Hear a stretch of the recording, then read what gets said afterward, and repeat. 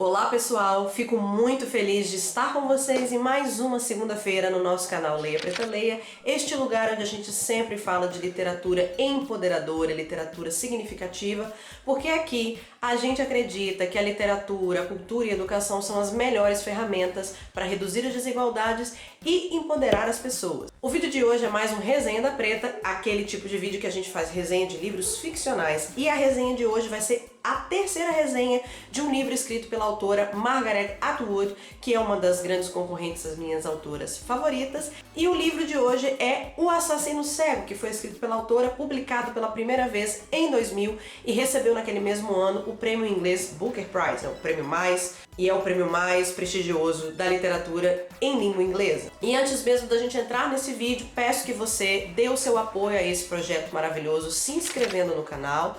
Aproveita, deixa o seu like, né, porque traça que é traça, deixa o like antes do vídeo começar e lembre-se de teclar no sininho da notificação que está aqui do lado do botão de inscreva-se para que você receba avisos de novos vídeos.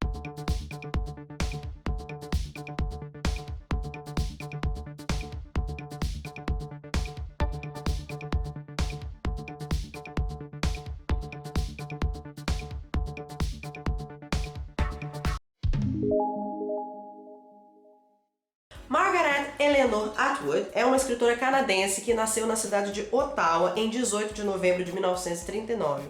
Ela é uma famosa contista, poetisa, ensaísta e crítica literária e escreveu durante sua vida mais de 60 livros, incluindo, né, O Conto da Aia, Os Testamentos e O Assassino Cego.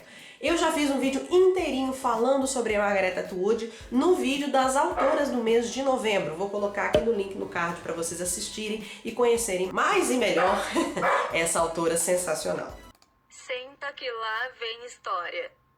Eu li esse livro na Inglaterra em fevereiro desse ano e o livro que eu li era de uma edição inglesa. Contudo, no Brasil, esse livro é publicado pela editora Rocco, que aliás é aquela editora que publica todos os livros da Margaret Atwood no Brasil, e é uma edição de 2001. Esse livro é considerado um dos melhores livros da autora e carrega algumas características comuns da narrativa dela, que é o quê? A narrativa indireta, ou seja, sem aquele narrador onisciente, né, que sabe de tudo. As suas personagens principais são geralmente mulheres e tem uma narrativa da protagonista narradora, porque elas são mulheres que contam as histórias a partir do seu ponto de vista privado. Então a gente sempre tem uma narrativa um pouco mais limitada da história e sempre do ponto de vista das protagonistas. Ela também usa nesse livro a narrativa epistolar, que é o quê? O uso de cartas e reportagens de jornal para construir a narrativa, mas ela também usa a narrativa diarística, assim como no Conto da Aia, que é o uso de um diário escrito ou falado ou gravado pela protagonista, que vai aí nos ajudar a entender melhor a história. Esse livro traz temas bastante feministas e inclusive faz uma grande denúncia de várias mulheres que durante o século XX e ainda nos dias de hoje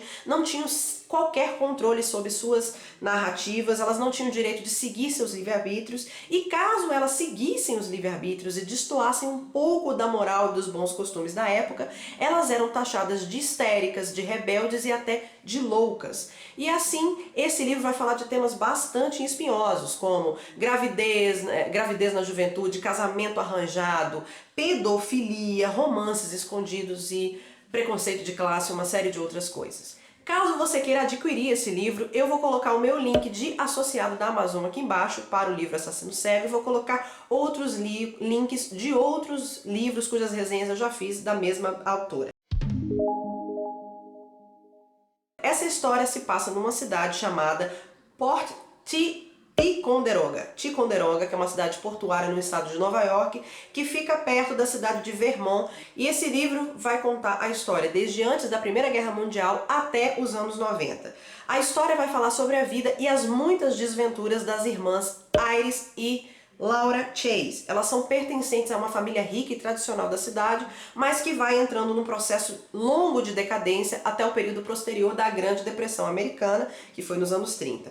A Margaret usa 3 ferramentas distintas para construir a narrativa desse livro, que são as reportagens de jornal que eu já falei, que falam sobre acontecimentos da vida dessas famílias ricas, né?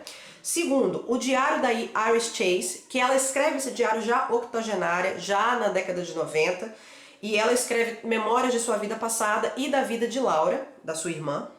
E terceiro, O Assassino Cego, que é um romance que a personagem da Laura Chase escreveu nos anos 40 e que a irmã, depois da morte da Laura, divulgou e que foi um escândalo na época porque ia totalmente contra a moral e os bons costumes e tinha um conteúdo de alto teor lascivo para a época. A maior parte do livro, como eu disse, é narrado pela própria Iris, né, que escreve o seu diário. Ela resolve ali, no final da vida, contar a história e os segredos da família dela, os Chase, que eram figuras importantes da cidade. Eles eram figuras de uma família industrial do final do século XIX, e a Iris continua vivendo naquela cidade.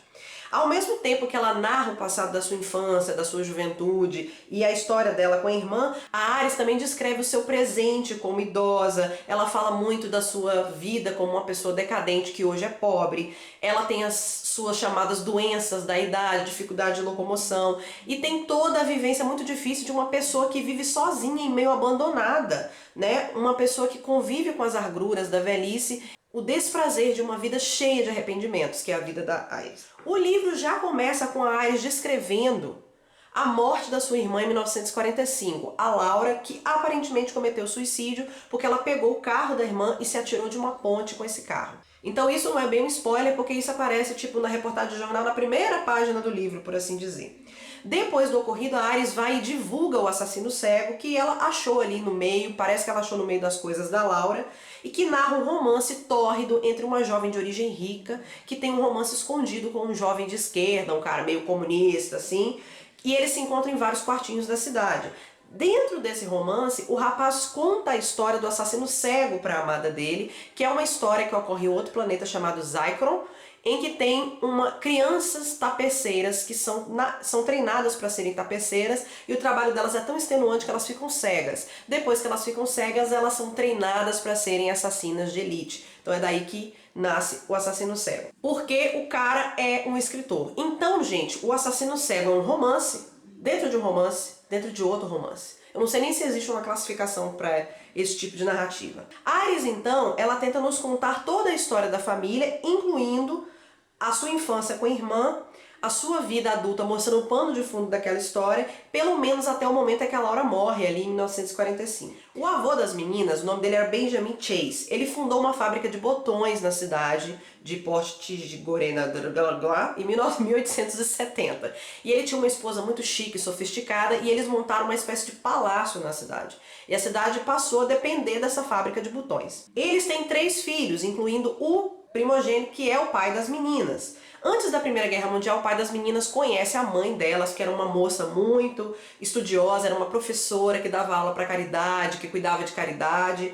E a Iris nasce antes da Primeira Guerra Mundial. Mas então o pai e os irmãos do pai, os seus tios, precisam ir para a Primeira Guerra Mundial. E os tios dela acabam morrendo. E o avô tá ficando idoso já não tem mais avó, a avó já morreu antes das meninas nascerem. E a mãe dela passa a tomar conta dos negócios da indústria nessa época. Quando o pai dela volta, o pai tá ali cheio de sequelas de guerra, de machucados, e perdeu um olho. Mas ele é um capitão e herói de guerra e se torna uma das grandes figuras da cidade. Após o falecimento do avô e o encerramento da guerra, né, quando a mãe dela ainda toma conta da fábrica, o pai de Iris toma conta da fábrica de botão e também transforma a fábrica não só numa fábrica de botões simples, tá, de roupa, mas de também roupa de baixo masculina. E a mãe das meninas sempre foi uma mulher muito forte, trabalhadora, mulher de muita fibra, mas as 2 gravidezes dela e da Laura, porque a gravidez da Laura foi em 1916, deixa a mãe delas com a saúde muito debilitada. E ela é uma mulher muito diferente da avó das meninas, né? Mas são essas 2 figuras femininas tão contrastantes que vão dar inspiração para a vida daquelas mulheres. Quando a Iris fez 9 anos, a mãe dela passa por mais um processo de aborto, fica super debilitada e acaba morrendo. E no seu leito de morte ela pede que a Iris tome sempre conta da irmã. Por quê? A Iris é uma moça, desde cedo, uma moça sensata, ela é calma, realista, racional. Mas a Laura, ela é uma menina descrita como carola, religiosa, sonhadora e tem uma saúde mental frágil, pelo menos é o que dizem, né, no livro. A Laura, se ela fosse pobre, a gente chamaria ela de doida, né? Como ela é rica, as pessoas poderiam chamá-la de excêntrica. Mas quem realmente cria as meninas é a Rainey, que é uma uma governanta irlandesa que as ajuda em quase tudo. Essa mulher cria as meninas, mas ela cria as meninas de um jeito meio religioso e cheio de crendices populares.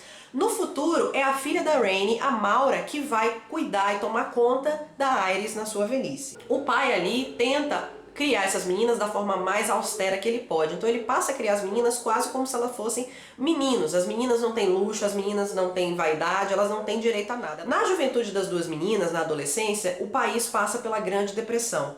E o pai delas é um homem muito bom e honesto que vai praticamente à falência, porque ele se recusa a fechar a fábrica e assim tirar os empregos de qual a cidade depende tanto. E ele também vive um inferno, porque ele tem traumas do passado, da época em que ele estava na guerra e viu tanta gente morrer. A Aerys, em determinado momento, tem 18 anos e a irmã tem 14 para 15, e nessa fase elas tentam ajudar a Rhaenys em casa e o pai do jeito que elas podem, porque no fim das contas, elas não têm mais nenhum criado, ninguém para fazer por elas, e a Aerys, inclusive, é levada para tentar ajudar o pai na fábrica, ali com a coisa da contabilidade. Nessa época, a Laura, que desenvolveu uma relação carola com Deus, ela resolve se aplicar às questões da caridade, assim como a mãe dela sempre fez. Num tradicional e, contudo, decadente piquenique de independência, do dia de independência dos anos 30, a fábrica ela sempre faz esse piquenique, só que nessa época já está acontecendo greves, partidos de esquerda chegaram na cidade para poder botar a classe trabalhadora para lutar por seus direitos, e as meninas conhecem o personagem Alex, que é um moleque de esquerda, um moleque ali de, sei lá, 20 anos, que chegou ali com os partidos de esquerda e junto com o movimento grevista. E as duas desenvolvem uma paixonite por esse Alex e ele acaba se tornando um personagem muito importante da vida delas, mesmo que indiretamente. Contudo, o pai da Aerys chega numa situação absoluta de desespero e falência em 1935 e resolve vender a fábrica para o milionário chamado Richard Griffin, que é de Vermont. E como parte do acordo, a Aerys, que agora tem 19 anos, é oferecida como casamento para esse homem. A Aerys era uma mulher muito racional e ela aceita a proposta de viver esse casamento arranjado por interesses com esse homem mais velho que ela conheceu poucas vezes. Na verdade, ela vê o homem acho que 2 vezes antes deles casarem. Após a morte do pai, que acontece pouco tempo depois do casamento, a Aerys vai morar com o marido e a irmã do marido, que são pessoas mais velhas do que ela, e leva a Laura, e a Laura é praticamente adotada pela família. Contudo, cada dia a situação de relacionamento entre a Laura e o Richard vai ficando cada vez pior, até que ele interna a menina no internato e depois ela foge e ele acaba colocando ela no hospício, interna ela como louca. E nesse momento realmente que a Aerys passa a perceber que a vida dela é cheia de segredos, é cheia de mentiras e o marido tenta cegá-la em relação a quase tudo. A Aerys vai viver uma vida profundamente infeliz naquele casamento arranjado, ela vai viver com aquela coisa do sexo forçado, a rotina monótona de uma pessoa rica, uma mulher rica que não tem muito o que fazer, e ao mesmo tempo a preocupação profunda com essa irmã mais nova. E a Aerys, inclusive, fica grávida muito jovem, né? E em determinado momento eles até privam ela da convivência com a filha. Essa é uma história de como muitas mulheres do passado e do presente, mesmo ricas, foram privadas de decidirem sobre suas vidas, e como isso tem um reflexo extremamente infeliz no seu futuro. Pra mim, sem dúvida, esse livro é o melhor livro da Margaret Atwood, eu que só li 4 livros dela. Obviamente que o Conto da Aia é um marco da literatura dessa autora e é um marco fundamental das obras, mas em teor, em relação à narrativa e à atração que a história tem pela gente, eu acho O Assassino Cego uma história superior. Ela é uma leitura super envolvente que faz a gente querer devorar o livro. Teve dias lá na Inglaterra que eu passei 4 horas lendo esse livro, gente, sem brincadeira, 4 horas lendo esse livro. E é uma história de intrigas e mistérios que vai te prender até as últimas páginas, porque você fica sem saber aqueles mistérios, embora o livro tenha algumas partes meio monótonas, que é justamente a história do assassino cego. E aí, gente, o que vocês acharam desta resenha maravilhosa? Vocês já conheciam o livro Assassino Cego? Vocês já conheciam a Margaret Atwood? Comentem aqui embaixo e comentem aqui se vocês querem outras resenhas dessa autora e de outras. Se você gostou desse vídeo, inscreva no canal e compartilhe esse vídeo nos grupos da família, porque agora tá todo mundo em quarentena. Em vez de ficar espalhando fake news no grupo do Zap, espalhe conhecimento sobre literatura, que é muito melhor pra gente, tá? Quero aproveitar para poder falar com vocês que eu tenho um segundo canal, que os vídeos saem sempre na quarta-feira. Esse canal tem temas mais sociais, mais feministas, mais políticos. O nome dele é Friwini, vou colocar o link aqui para vocês conhecerem. Esse tipo de conteúdo e outros você pode encontrar no meu Instagram, @leiapretaleia. Pois é, gente, fico por aqui e até mais. Espero que vocês tenham adorado. Fiquem bem, fiquem em paz, fiquem em casa.